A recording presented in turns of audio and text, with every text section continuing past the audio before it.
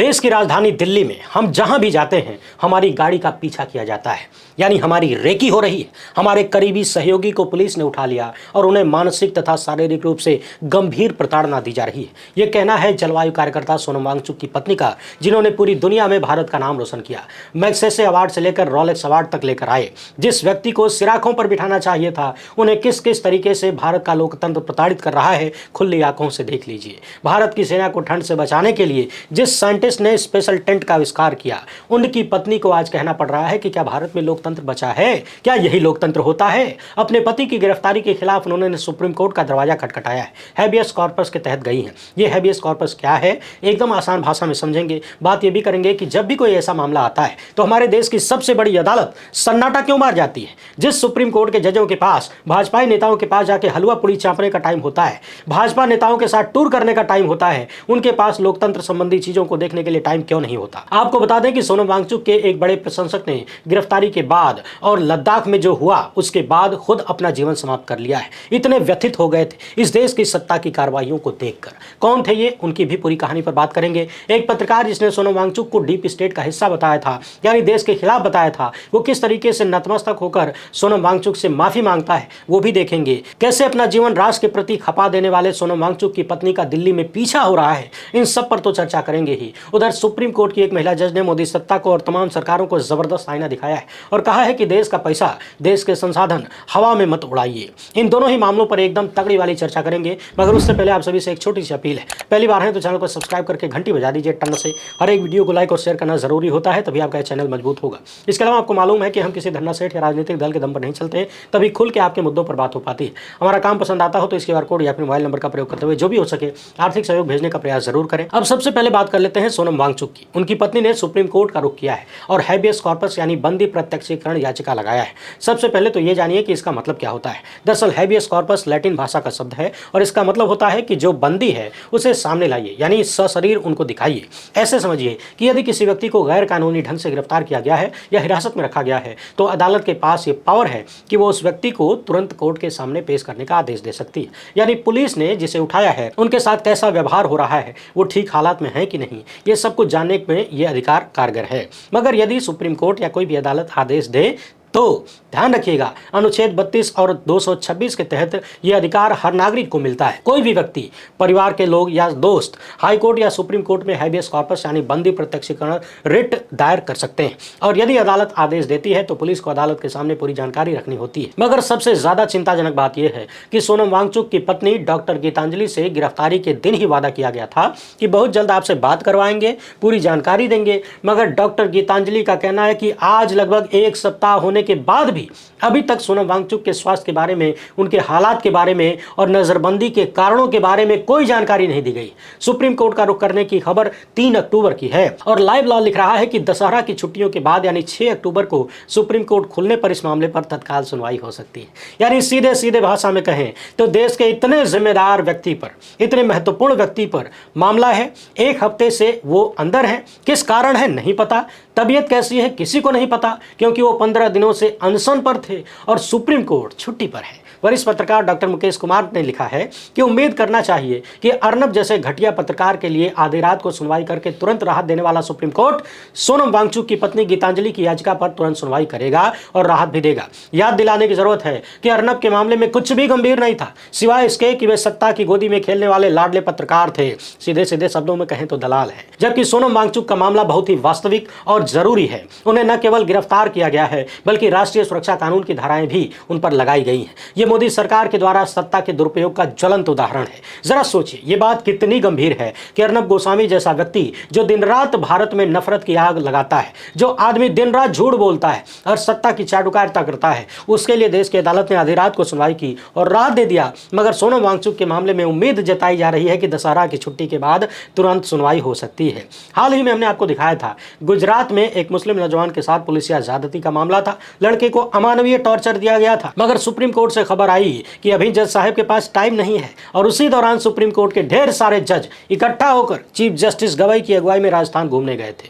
पिछले दिनों हमने आपको यह भी दिखाया था कि किस तरीके से मोदी सत्ता के मंत्री ऊंट गाड़ी पर बैठे हैं और पीछे चीफ जस्टिस अपने शरीर को संभालते हुए जिंदगी का लुत्फ उठा रहे हैं। वीडियो में बने रहिए, मसला बड़ा गंभीर है और ये तो बिल्कुल भी मत सोचिएगा कि हमसे क्या मतलब, कोई बचेगा नहीं। यकीन न हो तो बोल कर देखिए, अपना मुंह खोल कर देखिए, अपने अधिकार मांग कर देखिए। सोनम वांगचुक ने वही तो किया था, बीजेपी को उसका वादा याद दिला रहे थे। सुप्रीम कोर्ट में क्या होगा वो तो समय बताएगा, मगर अभी सोनम वांगचुक की पत्नी और उनके करीबी लोगों के साथ जो हो रहा है वो किसी तानाशाही व्यवस्था में ही हो सकता है। लोकतंत्र की निशानी तो बिल्कुल नहीं है। एक्स पर पोस्ट करते हुए डॉक्टर गीतांजलि ने लिखा कि आज एक हफ्ता हो गया है, अभी भी मुझे सोनम की सेहत, उनकी हालात और नजरबंदी के कारणों के बारे में कोई जानकारी नहीं दी गई है।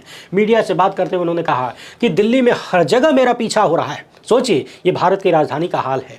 एक साइंटिस्ट की पत्नी का पीछा किया जा रहा है। कह रही हैं कि मैं जहां भी जाती हूं एक कार मेरा पीछा करती है। हमारे साथ मिलकर काम करने वाले एक कर्मचारी को हिरासत में ले लिया गया, उन्हें बुरी तरह से पीटा जा रहा है, मानसिक और शारीरिक रूप से खूब प्रताड़ित किया जा रहा है। कल ही इन्होंने देश के राष्ट्रपति से लेकर प्रधानमंत्री, गृहमंत्री सबको पत्र लिखा था। इस मामले पर हमने विस्तृत वीडियो भी किया था। अपने पत्र में डॉक्टर गीतांजलि ने सब कुछ लिख दिया, मगर उसी वीडियो में हमने ये भी कहा था कि किसी से कोई उम्मीद नहीं रखना है।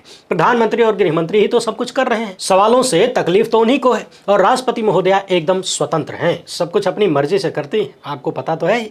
बहरहाल डॉक्टर गीतांजलि ने एक यूट्यूब वीडियो अपने ट्विटर हैंडल पर शेयर किया, जिसमें एक पत्रकार है पंकज प्रसून, जिन्होंने सोनम वांगचुक पर डीप स्टेट का हिस्सा होने का आरोप लगाया और वही सारी बातें बोली थी जो आज भाजपा के लोग और गोदी मीडिया बोल रहा है। मगर जब मानहानि का मुकदमा हुआ, केस हार गए, माफी मांगी और सोनम वांगचुक के बगल में बैठकर ही प्रेस कॉन्फ्रेंस किया, यह भी कहा कि उनके ऊपर दबाव डाला गया था फर्जी खबर चलाने का। गांधी जयंती पर डॉक्टर गीतांजलि ने लिखा कि क्या भारत सचमुच आजाद है? 1857 में 24,000 अंग्रेजों ने महारानी के आदेश पर 30 करोड़ भारतीयों पर अत्याचार करने के लिए 1,35,000 भारतीय सिपाहियों का इस्तेमाल किया और आज गृह मंत्रालय के आदेश पर 1 दर्जन प्रशासक 2400 लद्दाखी पुलिस का दुरुपयोग करके 3 लाख लद्दाखियों पर अत्याचार किए जा रहे हैं। क्या यही आजादी है? उधर लद्दाख से एक और दर्दनाक खबर सामने आई है। लद्दाख बौद्ध लिबरेशन यानी LBA के एक जनरल काउंसिल सदस्य ने अपने आवास पर ही अपना जीवन समाप्त कर लिया। एसोसिएशन के अध्यक्ष चेरिंग दोरजे ने गुरुवार को यह जानकारी दी। दरअसल स्टेंजिन दोरजे नाम के एक व्यक्ति सोनम वांगचुक के बड़े प्रशंसक थे। जब सोनम को हिरासत में लिया गया और लद्दाख में सारा बवाल हुआ, उन्हें जेल भेजा गया। उसके बाद स्टेंजिन अवसाद में थे। पत्नी और 2 बच्चों के साथ स्टेंजिन एक छोटे से गांव में रहते थे, मगर वांगचुक की गिरफ्तारी का इतना झटका लगा और 24 सितंबर की हिंसा के बाद वो इतने अवसाद में थे कि समझ नहीं पाए कि हो क्या रहा है। उन्हें इन चीज़ों की उम्मीद नहीं थी और अपना जीवन समाप्त कर लिया। खबरों में यह भी है कि अवसादग्रस्त होने के कारण उन्होंने अत्यधिक शराब का सेवन किया और बहुतों की जिंदगी खराब हो गई। दुनिया में कई ऐसे देश भी हैं जो अपने एक एक नागरिक के लिए कुछ भी कर गुजरते हैं, यानी अपने नागरिकों की जिंदगी उनके लिए सबसे बड़ी चीज है। वहीं एक लोकतंत्र की अम्मा भी है हम लोग, जहां अपने नागरिकों के ऊपर सीधे गोली चलाई जाती है। और ये आरोप मेरा नहीं है, लेह की फायरिंग में मारे गए रिंचन की रोती बिलखती टीचर कह रही हैं और पूछ रही हैं कि कौन सी दुनिया में ऐसा होता है कि सीधे शूट कर देते हैं। याद रखिएगा कि कई खबरों में इस बात की चर्चा है कि प्रदर्शनकारियों की हत्या करने के लिए सीधे सीधे गोली चलाई गई। बार बार सवाल उठ रहा है कि गोली चलाने का आदेश किसने दिया। अब तक कोई खबर नहीं, कोई जवाब नहीं। सरकारी गोली से मरे स्टूडेंट के बारे में बता रही हैं कि वो बहुत ही अच्छे स्वभाव का लड़का था। मैंने उससे कहा था कि आर्मी ज्वाइन कर लो, तो उसने कहा कि अग्निवीर में जाऊंगा तो 4 साल बाद बाहर कर दिया जाएगा, किसी अर्धसैनिक बल में चला जाता हूं। परिवार की हालत बहुत खराब है, आर्थिक हालत, मां काफी बीमार रहती है और अब सत्ताधीशों ने उस नौजवान की हत्या करवा दी। उस परिवार का क्या होगा? उस नौजवान से जुड़े हुए तमाम लोगों का क्या होगा? क्या किसी को कोई चिंता है? लेकिन जरा सोचिए, सीधी सी बात यह है कि जो सत्ता अपने ही नागरिकों पर सीधे गोली चलवाती हो, यानी जिसकी सेवा करने का काम लिया था उसी पर गोली चलवाती हो, उसी की हत्या करवाती हो, तो क्या इसे लोकतंत्र कहा जाएगा? डॉक्टर गीतांजलि बार बार पूछ रही हैं कि ये कहां का लोकतंत्र है। एक तरफ आप बार बार प्रेस कॉन्फ्रेंस किए जा रहे हैं, बेबुनियाद और झूठे आरोप हम पर लगाए जा रहे हैं, और दूसरी तरफ हमें अपनी बात रखने से रोका जा रहा है। यानी आप बोले हम ना बोले, आप अपनी झूठी बातें दुनिया में फैला रहे हैं मगर हमारी बात रखने से हमें रोक रहे हैं। आपने हमें एक तरह से हाउस अरेस्ट में रखा हुआ है, चारों तरफ रेकी की जा रही है। हमारे पास कोई भी आ रहा है तो उससे सवाल किए जा रहे हैं। कल हमारे एक स्टाफ और स्टूडेंट को पकड़ कर ले गए, पुलिस हिरासत में रखा गया, बहुत सारे अन्य युवाओं को भी पकड़ के ले जा रहे हैं। आखिर ये लोग लोग करना क्या चाहते हैं लद्दाख में? एक अच्छे खासे शांति प्रिय क्षेत्र में ऐसा माहौल क्यों बनाया जा रहा है? ये बिल्कुल गलत है, क्योंकि लोकतंत्र में बातचीत होनी चाहिए, चर्चा होनी चाहिए, लेकिन सत्ता का प्रयोग दबाने के लिए, आवाज दबाने के लिए बिल्कुल भी ठीक नहीं है। ये लोकतंत्र का गुण तो नहीं हो सकता। यानी कुल मिलाकर पिछले 11.5 साल तक मोदी सत्ता ने जिस तरीके से अपने पूरे तंत्र का प्रयोग किया सवाल करने वालों और विरोधियों को दबाने के लिए, वही पूरा तंत्र सोनम वांगचुक के खिलाफ भी लगा दिया गया है। किसी भी व्यक्ति पर कोई आरोप लगाओ, दिन रात उसे देशद्रोही बुलाओ, उसको अपनी बात रखने का मौका मत दो, गोदी मीडिया के पालतुओं को लगा दो व्यक्ति को बदनाम करने में, क्योंकि मालूम है कि सामने वाले के खिलाफ कोई सबूत नहीं है। इसलिए बार बार बोलकर माहौल बनाना है। सबको पता है कि सोनम वांगचुक सत्ता द्वारा सताए हुए अन्य लोगों की तरह ही साफ पाक होकर बाहर निकलेंगे। मगर सबसे बड़ी बात, सबसे बड़ी समस्या यही है कि भारत में प्रोसेस ही पनिशमेंट है। बाकी सेठों का लद्दाख को लेकर क्या लाभ है आपको पता है। दुनिया का सबसे बड़ा सोलर प्लांट कथित रूप से वहीं लगने वाला है, और ये प्लांट सबसे करीबी सेठ के लिए है। और आपको ये भी पता है कि वो सेठ कुछ लोगों के लिए पूरा देश है, और अपने उस देश के लिए भारत देश के साथ कुछ भी किया जा सकता है। समझने वाली बात यह है कि तमाम सरकारें जनता के टैक्स के पैसे से चलने वाले सिस्टम का दुरुपयोग जनता यानी आपके खिलाफ ही करती हैं। और यहाँ बात मेरी नहीं है, ये मैं नहीं बोल रहा हूँ, सुप्रीम कोर्ट की इकलौती महिला जज जिन्होंने लगातार अपने भीतर रीढ़ होने का प्रदर्शन किया, जो सत्ता से टकराने की क्षमता रखती हैं, कम से कम अब तक तो दिखा है, जो जल्द ही भारत की चीफ जस्टिस भी बनेंगी, यानी जस्टिस नागरत्ना ने एक कार्यक्रम में कहा है सरकारें आपके पैसे का दुरुपयोग कर रही हैं, यानी जनता के पैसे का, और खासकर अदालतों का दुरुपयोग हो रहा है। जस्टिस नागरत्ना ने कहा है कि सरकारें ऐसे मुकदमे दाखिल कर रही हैं जिनमें जीतने की कोई उम्मीद नहीं है, यानी सरकार को पता है कि जीतेंगे नहीं, हारेंगे, मगर कहीं ना कहीं चीजों को टालने के लिए, लोगों को परेशान करने के लिए संसाधनों का दुरुपयोग हो रहा है। यह सिर्फ इसलिए किया जा रहा है ताकि सामने वाला डिस्टर्ब रहे और लेट लतीफी होती रहे।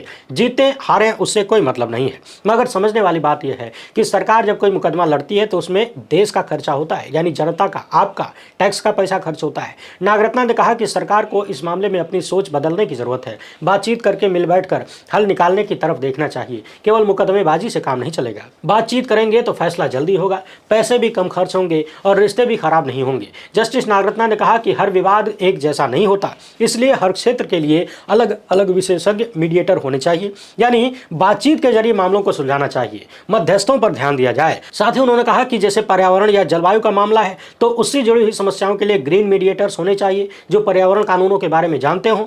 स्वास्थ्य सेवा और डॉक्टरों की लापरवाही वाले मामले में उन चीजों को जानने वाले लोगों को शामिल करना चाहिए। बौद्धिक संपदा जैसे पेटेंट या कॉपीराइट के विवाद हैं तो उससे संबंधित लोग मीडिएटर के रूप में होने चाहिए। कुल मिलाकर जस्टिस नागरत्ना का यह कहना है कि सरकार बेफिजूल की मुकदमेबाजी में देश का पैसा और संसाधन बर्बाद न करे, और जहां जीतने की कोई संभावना नहीं है उन मामलों को लेकर भी अदालतों में न जाएं। वैसे आपको बता दें कि देश की अदालतों में सरकारों के खिलाफ, यानी जहां सरकार ही एक पक्ष है, बहुत बड़ी संख्या में मामले लंबित हैं। सरकार ही एक पार्टी, यानी जनता के पैसे से जनता के खिलाफ सरकारें मुकदमा लड़ती हैं, और उन मामलों में भी लड़ती हैं जहां सिर्फ धन की बर्बादी है, जानबूझकर अदालतों के समय की बर्बादी है, रिजल्ट कुछ भी नहीं होना है। वीडियो पसंद आई हो तो ज़्यादा से ज़्यादा लोगों तक पहुंचाएं। पहली बार है तो चैनल को सब्सक्राइब कर लीजिए। हमसे जुड़ने के लिए बहुत बहुत धन्यवाद।